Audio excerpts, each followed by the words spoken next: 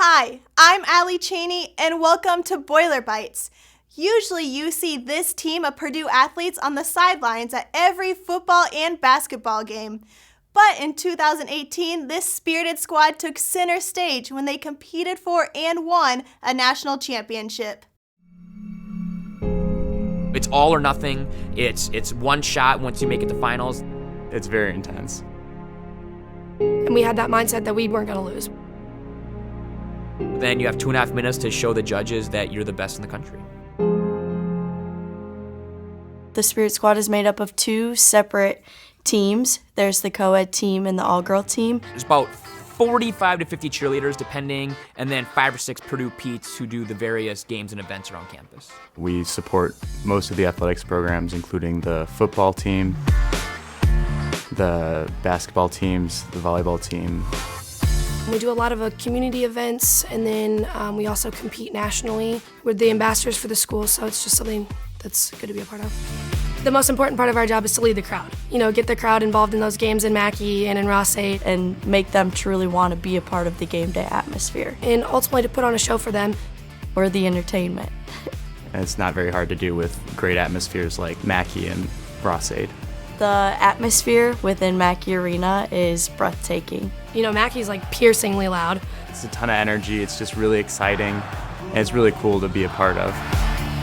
The Spirit Squad, cheerleading, being a mascot, there is no off season. They're definitely putting in at least 15 to 20 hours when you throw in practice, games, workouts, especially first semester. There's 2 weekends in November where we'll cheer volleyball, football, men's basketball, and women's basketball all in 1 week. The commitment's definitely at minimum a part-time job for sure. It's a huge time commitment, but it's really rewarding.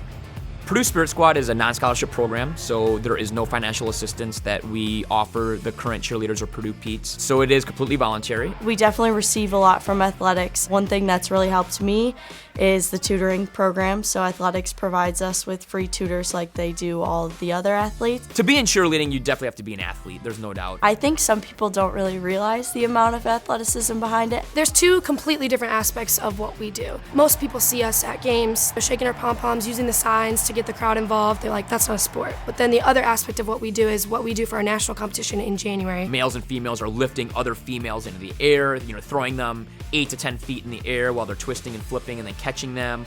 Tossing the girls and holding them in the air, it's not really an easy thing to do. You kind of have to be a little bit strong to do it. We do 3.5 high pyramids. People stand on top of people, flip them up there. I mean, you have to be in great shape. You have to be a good athlete to be able to do what we do.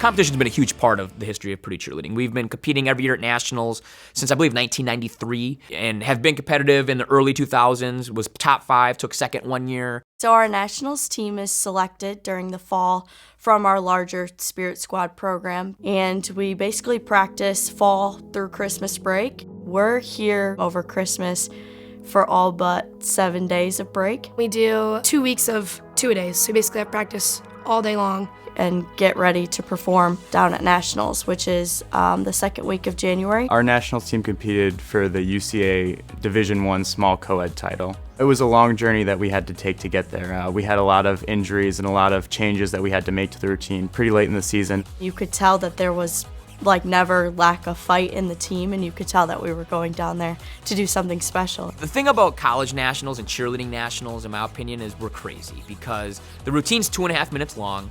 And so you're putting together a 2.5 minute routine and you're hoping to do it twice. So you're putting in all that time and all that energy and all that effort for 5 minutes. After we performed our final routine and we hit, and knowing we hit, there was just overwhelming joy right in that moment on the mat.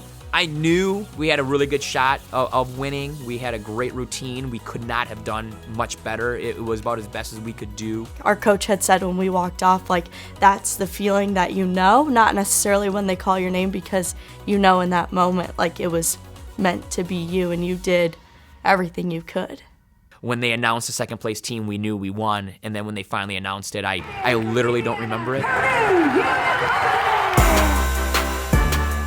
I think all of us were screaming and hitting our hands on the floor. I was definitely shocked when they announced our name. I'll never forget seeing our coaches' faces.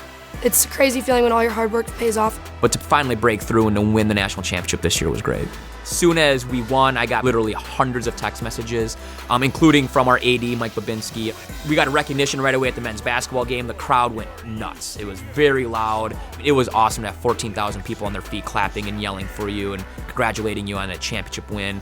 I do it because I love everything that it has taught me in terms of time management. Like, I've become a stronger person. My teammates are lifelong friends, and I truly believe that I love my university now more because of it.